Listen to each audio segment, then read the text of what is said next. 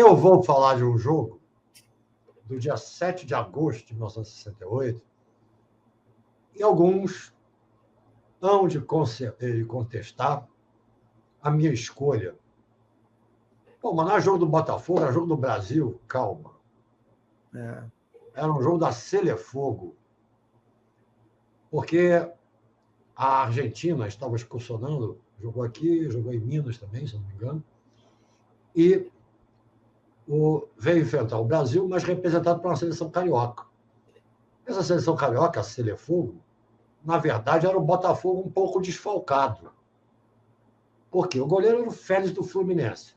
Por que era o Félix do Fluminense? Porque o Manga tinha acabado há pouco tempo de ser vendido para o Nacional do Uruguai. O lateral direito, Moreira, do Botafogo.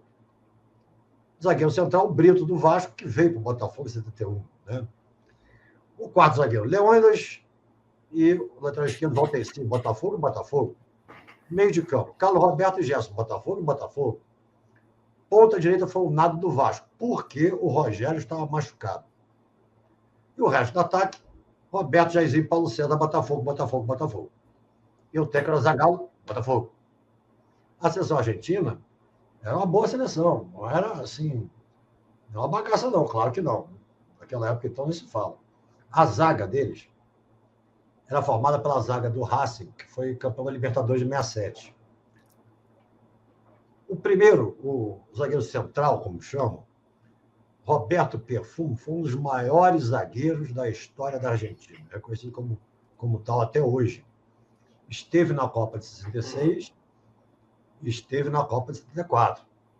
Por que não esteve na Copa de 70? Porque a Argentina não teve. Né? Foi eliminado pelo Peru. Então, o Perfumo em 71 foi para o Cruzeiro, veio até para o Cruzeiro. Mas é um zagueiraço, vi jogar 500 vezes. O outro zagueiro não era tão famoso quanto ele, era o Basílio.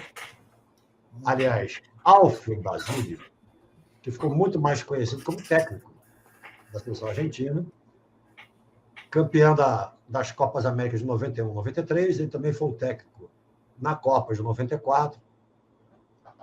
E os outros destaques que eu queria dar para esse time da Argentina eram o Solari, do River Plate, que foi para a Copa de 66, era um senhor jogador, o Yazaldi, do Independente, que era um tremendo artilheiro.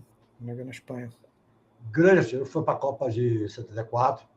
Jogou na Copa de 74, jogou na ponta direita, porque o Ayala era o centroavante. Mas o cara tinha uns recordes de gols assim, muito espetacular. Tanto no Independente da Argentina quanto no Sporting de Portugal. O Sporting de Portugal ele fez uma média de 1 gol por jogo.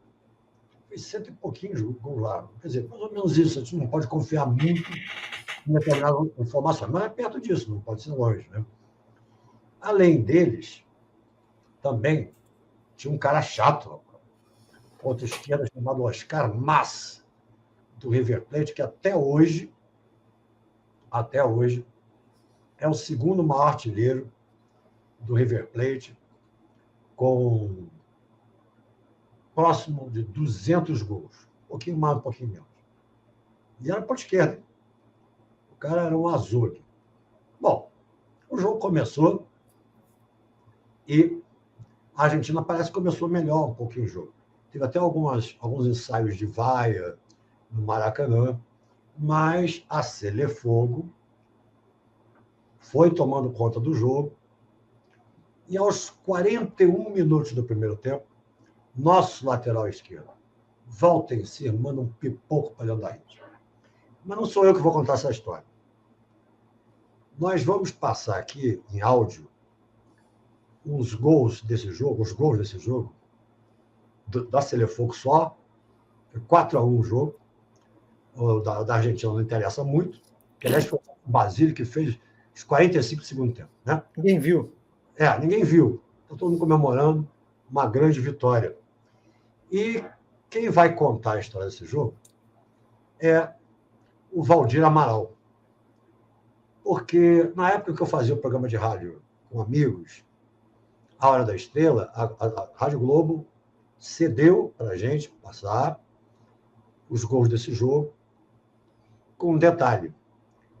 No primeiro gol, do Valtenci, eu não sei o que houve, mas o Valdir Amaral perdeu a narração da jogada toda, ou não chegou para a gente. Alguém tiver fazendo um comentário, sei lá o que aconteceu.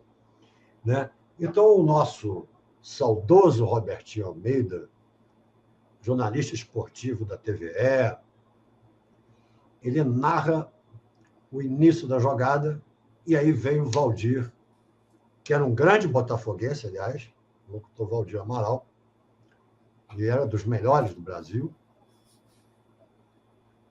Aí o Valdir dá o gol para o Valtenci. Preparado, Nado para a cobrança de falta pela direita. Levantou na boca da meta, confusão na área. Olha o rebote, entrou o Valtenci, disparou, gol! Gol do Brasil! Valtenci para o Brasil em Valdir Amaral. Valtenci! Bola afastada por um dos zagueiros da Argentina. Aldecir como sexto atacante.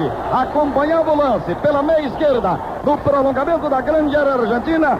Fuzilou o lateral esquerdo do Botafogo. Aldecir. Primeiro gol da seleção brasileira sobre os argentinos. 6 é a camisa dele. Em peixe na rede da Argentina. A Selefogo começou a jogar melhor e já no início do segundo tempo,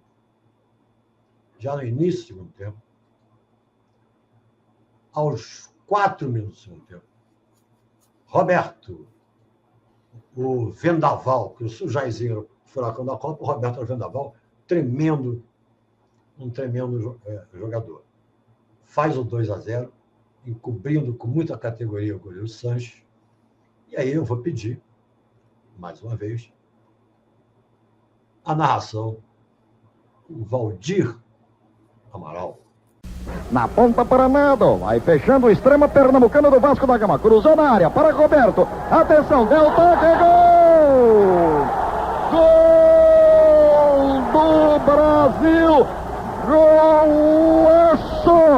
Golaço, lindo gol num gancho de Roberto, aumentando para 2. 9 é a camisa dele. Brasil 2, Argentina 0. Tem peixe na rede de Sanches. O jogo continua rolando, o Brasil deitando e rolando. O Brasil não acende fogo, me desculpe o erro. E aos 31 do segundo tempo, adivinha quem vai fazer mais um gol? Roberto, Vendaval de novo, outro gol. E eu vou pedir, para contar melhor do que eu, claro, a chegada do nosso grande Valdir Amaral. Diz aí, Valdir, como é que foi o negócio aí? Roberto a Gerson, avança o maestro, aproxima-se da cabeça da área, virou para Paulo César, cruzou rasteiro para Roberto, é gol! Gol do Brasil! Roberto, uma trama sensacional e um gol magistral de Roberto, aumentando para 3. 9 é a camisa dele. Tem peixe na rede da Argentina. E aí, que nós presenciamos no Maracanã foi um dos maiores olés da história, se não o maior. E segundo o narrador Valdir Amaral, vocês vão escutar daqui a pouco, durou cerca de 5 minutos. Mais de 4, com certeza. Isso era característica do Botafogo. 61, 62, 67, 68. Era o time do olé.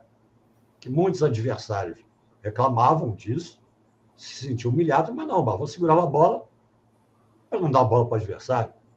Eu uma vez encontrei até o Gerson lá no Botafogo, e reclamei com ele, Gerson, o Botafogo deixou de dar várias goleadas, que chegava um momento 1-0, 2-0, você sentava na bola e dali até o final do jogo só tocava na bola quem você queria. Né? Mas foi com esse olé, terminando esse olé, a Argentina conseguiu pegar a bola, mas só que pegou a bola lá no fundo da rede. o quarto gol, Jairzinho Furacão, depois de 2 gols do Vendaval, Jairzinho Furacão faz aos 44 do segundo tempo, 4-0 para a Selefogo. E aí vocês vão ouvir alguém muito melhor do que eu contar a história desse gol, que é o grande botafoguense, já narrou os 3 gols. Valdir Amaral. Vamos lá, Valdir. Entregou a Valdecir. Valdecir soltou para Ney. Ney na direita. Para Jair. Para Ney. Pode marcar. Atenção. Para Jair. Confusão frente ao arco. É gol!